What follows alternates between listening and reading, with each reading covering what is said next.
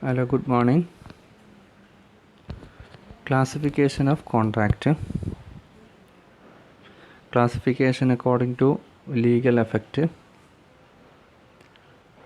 Classification according to performance. Classification according to formation.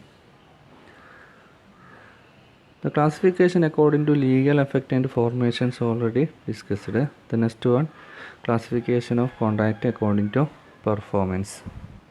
There are 4 types of contract: unilateral contract, bilateral contract, executed contract, executory contract.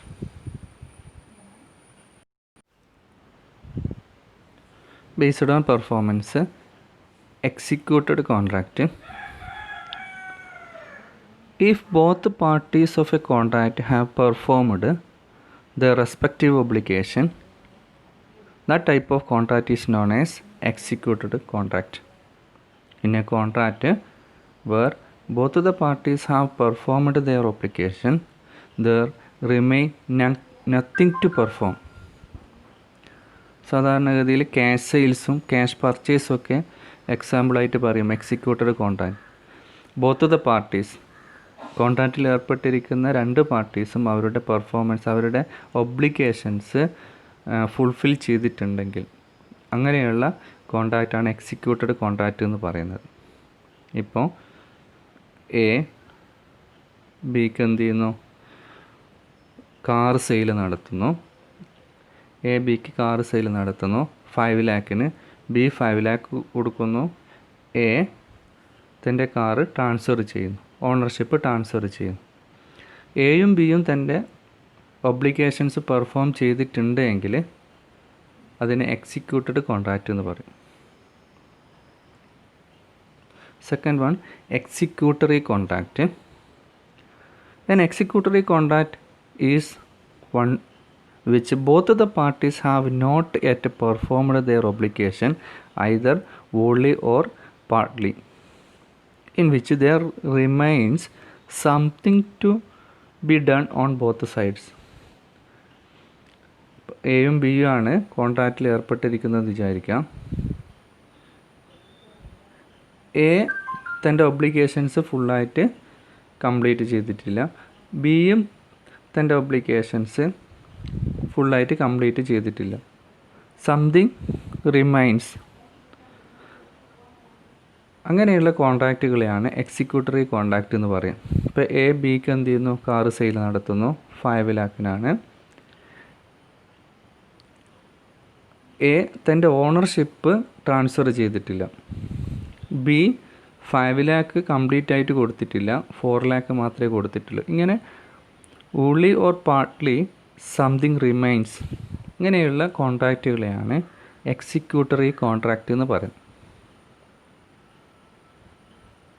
The third one, unilateral contract. Unilateral contract is one in which only one party has to fulfill his obligation at the time of the formation of the contract. In a contract, one party has performed his obligation and other person is yet to perform his obligation. കോൺട്രാക്റ്റിൽ ഏർപ്പെട്ടിരിക്കുന്ന 2 parties, അതിൽ ഒരു parties മാത്രമേ തൻ്റെ obligations complete ചെയ്തിട്ടുള്ളൂ. ഒരാൾ എന്താണ്? അവരുടെ obligations ബാക്കിയാണ്. അങ്ങനെയുള്ള കോൺട്രാക്റ്റുകളാണ് യൂണിലാറ്ററൽ കോൺട്രാക്റ്റ് എന്ന് പറയും. ഇപ്പോൾ എ ബിക്ക് കാറ് സെയിൽ നടത്തുന്നു.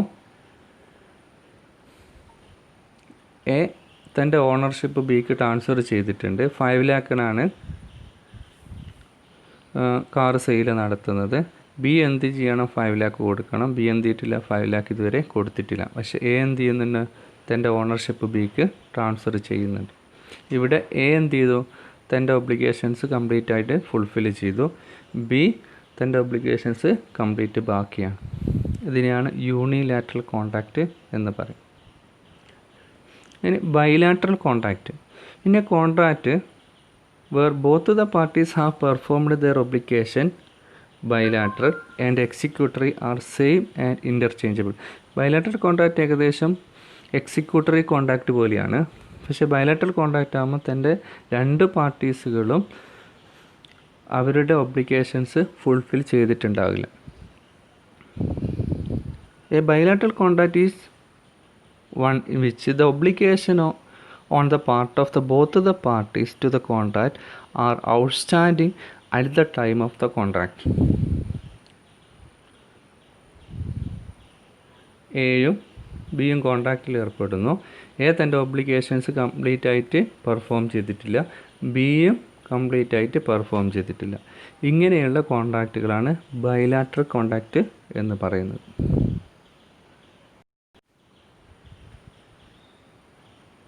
നോക്കാം.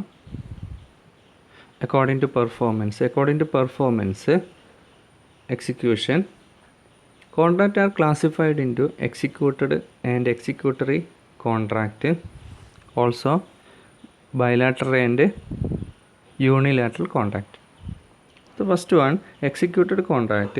A contract is said to be executed when both the parties to the contract have fulfilled their respective obligation and nothing remains to be done by either party. കോൺട്രാക്റ്റിൽ ഏർപ്പെട്ടിരിക്കുന്ന ആൾ അവരുടെ obligations ഫുള്ളായിട്ട് എന്ത് ചെയ്തിട്ടുണ്ട്, fulfil ചെയ്തിട്ടുണ്ട്.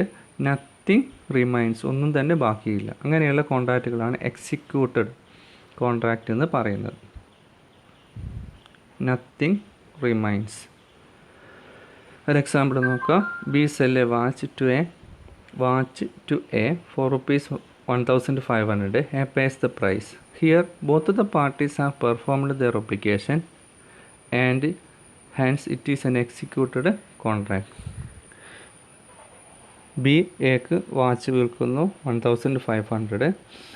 A തൻ്റെ price കൊടുക്കുന്നു, 1,500 കൊടുക്കുന്നു. അപ്പോൾ both the parties performed their obligations. Second one, executory contract. Executory contract are executory contract are the contract where the obligation on both of the parties are outstanding only or in part. Complete ആയിട്ടോ അല്ലെങ്കിൽ പാർട്ടായിട്ടോ അവരുടെ performance outstanding ആണ്, obligations outstanding ആണ്. In other words, a contract is said to be executory when both the parties to contract have still to perform their share of obligation into or there remains something to be done under the contract of both the parties. Remains something.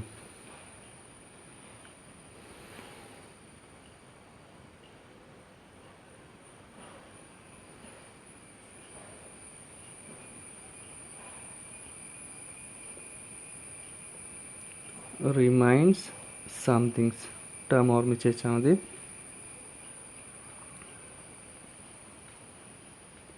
Example, B agrees to paint the house of A in next month. A agrees to pay ₹5,000 in consideration for the work. The contract is executory because it is yet to be done. B എക്ക് എന്ത് ചെയ്യുന്നു, next മന്തിൽ അല്ലെ ഫ്യൂച്ചറുമായിട്ട് ബന്ധപ്പെട്ടതാണ് executory contract.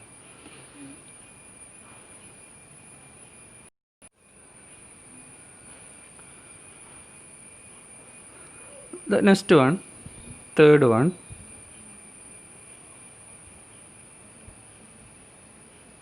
and fourth one, unilateral contract or one-sided contract. A contract is said to be unilateral where one party has performed its obligation either before or at the time when the contract comes into existence. ഏതെങ്കിലും ഒരു parties അവരുടെ obligations balance ആണ്, outstanding ആണെങ്കിൽ അതിനെയാണ് unilateral contract എന്ന് പറയാം. The fourth one, bilateral contract, when the obligation of both the parties are outstanding at the time of the formation of the contract, it is known as bilateral contract. Bilateral contract ആകുമ്പം both the parties അവരുടെ obligations outstanding ആയിരിക്കും. ഒരു example നോക്കാം. A promised to sell his Bajaj scooter to B after 1 month. B promise to pay the price on the delivery of the scooter. ഇത് ഒരു ഫ്യൂച്ചറായിട്ട് ബന്ധപ്പെട്ടിട്ടുള്ള കോൺട്രാക്റ്റാണ്, bilateral contract. ഒരു മാസം കഴിഞ്ഞാൽ എ എന്ത് ചെയ്യുന്നു, ബിക്ക് ബജാജ് സ്കൂട്ടർ സെയിൽ നടത്തുന്നു. ബി ആ സമയത്താണ് എന്ത് ചെയ്യുന്നത്, അവരുടെ ഡെലിവറിൻ്റെ സമയത്താണ് പ്രൈസ് കൊടുക്കുന്നത്. Here the obligation of both the parties R outstanding at the time of the formation of the contract. മനസ്സിലായെന്ന് വിചാരിക്കുന്നു. Okay, thank you.